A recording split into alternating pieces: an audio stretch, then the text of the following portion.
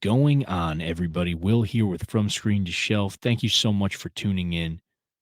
Today, I want to talk about something a little special. I'm going to talk about something demonic. I want to give you guys my review of Late Night with the Devil. This is a movie that I was very excited about when I first heard about it. Big fan of David Desmalchian. I think he's a fantastic actor. I've been following him for a long time.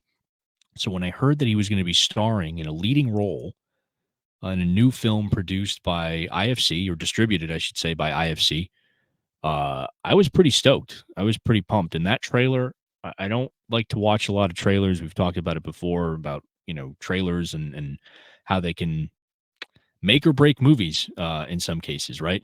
But Late Night with the Devil was one of those movies that from the trailer, I was immediately excited to see it. And I had the chance to see it a couple nights ago, Friday night. And I got to say that coming out of the theater, I loved it. I loved it. I thought it was a real treat. Very special, a low key movie, but a very effective and very cool little flick. So I want to get into it. I don't want to talk about spoilers because this movie came out this past weekend. It's competing with Ghostbusters.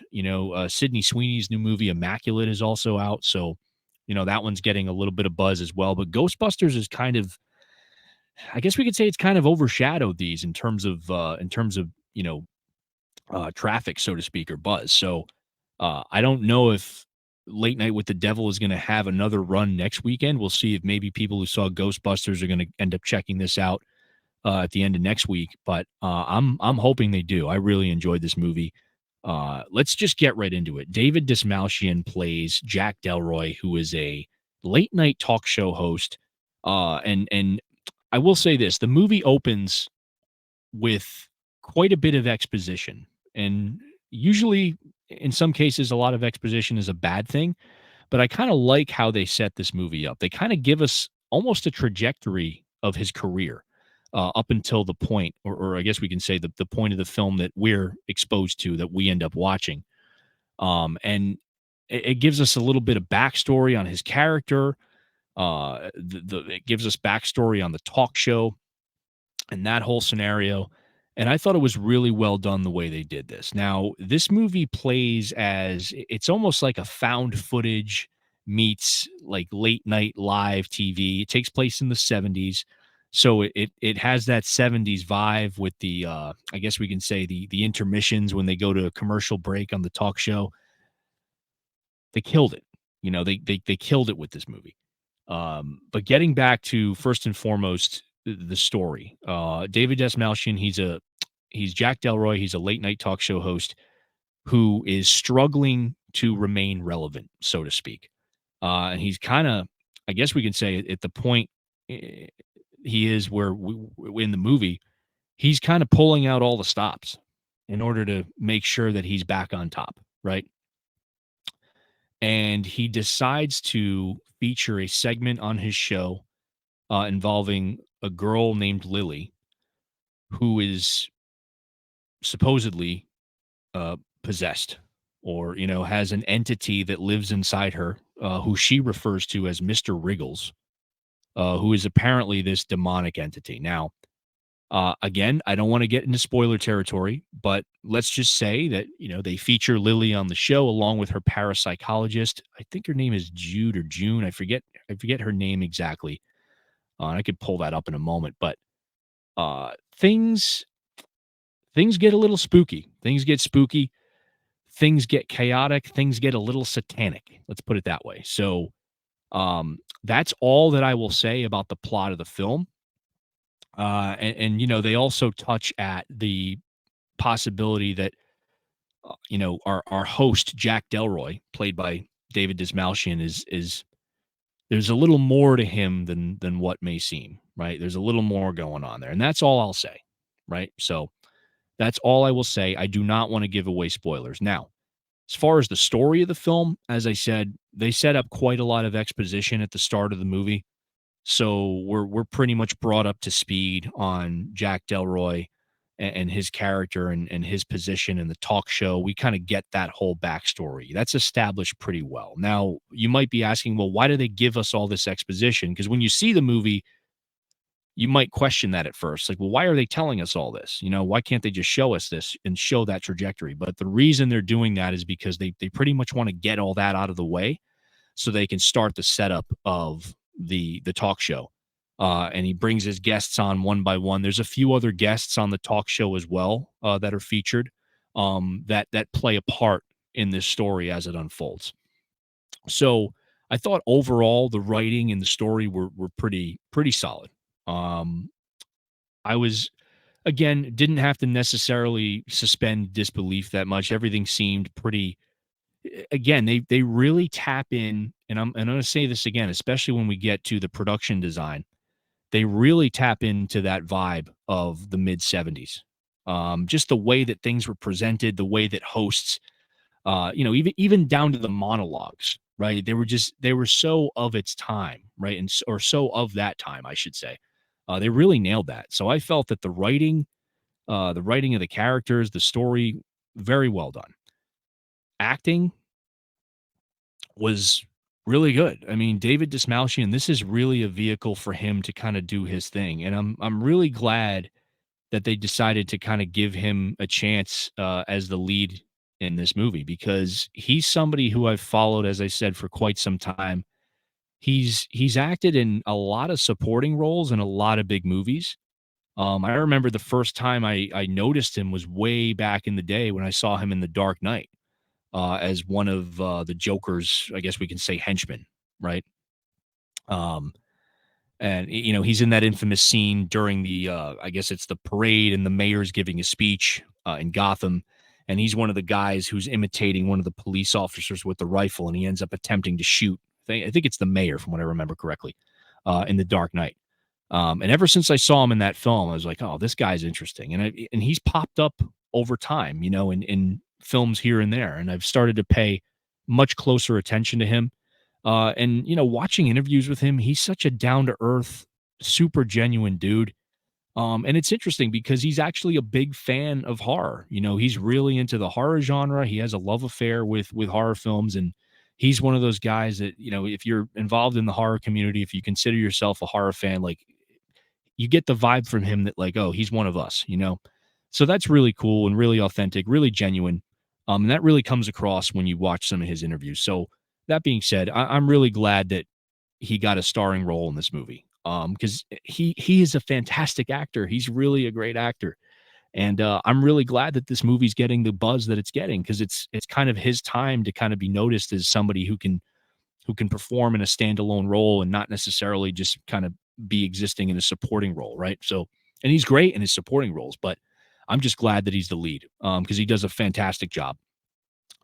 Everyone else in the movie, acting wise, good. Now I will say this is considered a horror comedy, so there are moments where it's a bit over the top, and again, that's intentional. Um, I think those are incredibly well done. I mean, there's moments of so-called comedic relief in this film, which I thought were just balanced perfectly. And I really appreciate that because I think in some cases, especially with a horror film, that can be a fine line to walk, right? Either it comes across as too corny or too cringy and it just doesn't work, it falls apart, or it's just not funny, right? So I felt that the comedic nature of some of the scenes in this movie were just subtle enough where they make you chuckle, they make you laugh, and that kind of breaks up some of the tension that we feel during the movie. And there are some scenes where the tension is established quite well, pretty much through the use of silence. Now, this takes place on a talk show.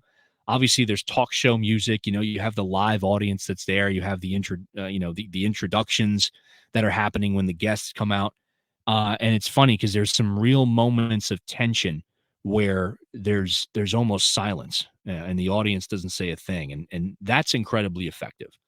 I think what else makes this movie effective is the fact that it's pretty much a found footage type of movie. It's found footage of Jack Delroy's talk show from that time period. Now, the episode, I guess we can say, that the movie's based on takes place on Halloween night, and I think they said it's Halloween night 1977, where he has this possessed or supposedly possessed girl, Lily, on with her parapsychologist. And obviously things go horribly wrong. Things go to hell. Let's put it that way. Um, but the found footage vibe really adds to it, and it just gives it that look and feel. The production design on this movie, I'll kind of use that as a segue to talk about the production design. Top notch. The set decoration is perfect. They captured that vibe. Again, you go back and you watch 70s talk shows, from the way that people dressed to the wardrobe, and then even the vibe of the set, the set itself, the set of the talk show, is incredibly well done. And if you were to put this movie on and pause it at any given time, and someone walks in the room and they look at it, they could say, "Wow, that's 1975 or that's 1977. This is from the 70s, right?" Um, Very well done, very convincing. I loved it. I loved it. I guess the biggest thing I'll get to now is the practical effects. This movie has some outstanding practical effects work to be found in it. There's one scene in particular. I don't want to give anything away, but it's very disturbing. And as someone who finds these, I guess we can call them creatures, or crawly things, I get disturbed by them in real life. They kind of gross me out. I was squirming in my chair. Some really well done practical effects in this movie. Again, I don't want to give anything away, but the practical effects were outstanding. Really, really well done. There's some moments where there's, a little bit of blood, a little bit of gore, that I thought were really well done. And the ending of this film just absolutely killed it. Like, the ending is just one of those endings that you're like, oh shit. Like, that's cool. That's cool. I love how they do. I love how they set it up. Again, the biggest takeaways for me: practical effects, really well done. And there's VFX in this movie as well, folks, but they're used to a degree where it comes across as genuine, comes across as authentic. It doesn't look too cheesy. It doesn't look over the top. And again, there's some aspects of that, or I guess we can say there's an essence of that with this movie, but it's intentional, right? It's meant to be a horror film with some comedic touches here and there, right? Because again, it's that 70s late night talk show vibe where, late night talk shows, they had comedy, right?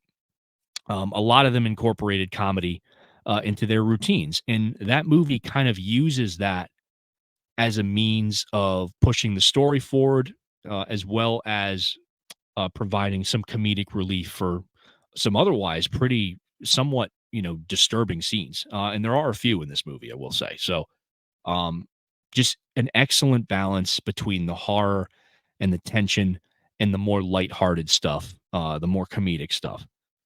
Great performance by David Dismalchian as well. Can't say enough about him. If you guys are not familiar with him, check out his work. He's been in so many movies by this point. I think the last horror movie he did was that movie called The Boogeyman. I think it was called The Boogeyman from last year. But he's been in so many movies. I mean, he's been in Marvel movies. I think he was in Suicide Squad. He was in the first Dune film. Uh, he was in Blade Runner 2049. I mean, I mentioned The Dark Knight. That's the first movie I saw him in. He's been in a lot of movies. So a big supporter of David Dismalchian. Check him out. He's fantastic in this movie. Can't wait to see what he does next, obviously, but I would highly recommend you folks check out Late Night with the Devil. Really cool, more of a low-key horror film. And again, it's not like balls to the wall. There's not a lot of jump scares in this movie. I think the build-up to the scenes where you do jump a little bit was very well done, right? I think they did a pretty good job with this.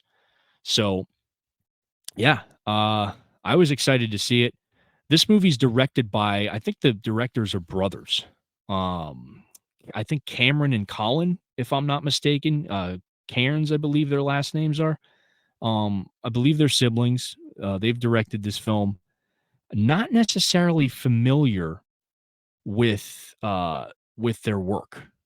But I'm excited to see what else they've done. I'm excited to check out some of the other stuff that they've done, because if this film is any indication, they obviously knew what they were doing with this. They tapped into that time frame perfectly. Like I said, that's one of the best things about this movie, folks, is the set design and the art direction and production design they are in lockstep, and they really nailed it with the sets in this movie and the costumes and the wardrobes and the vibe. Just overall, really sold it to me. So I was excited to see it. I'm glad I saw it in theaters, and I highly recommend that you guys check it out. And maybe I'll do a spoiler review a little bit down the line here. I know Chase also had a chance to check this movie out, so maybe we'll do a follow up where we'll get us into some spoilers, because I was a big fan of this. So yeah, I highly recommend Late Night with the Devil. Check it out, and if you like this video, like, subscribe, hit the notification bell. Stay tuned for more content coming your way. Appreciate you guys checking this video out. Take care.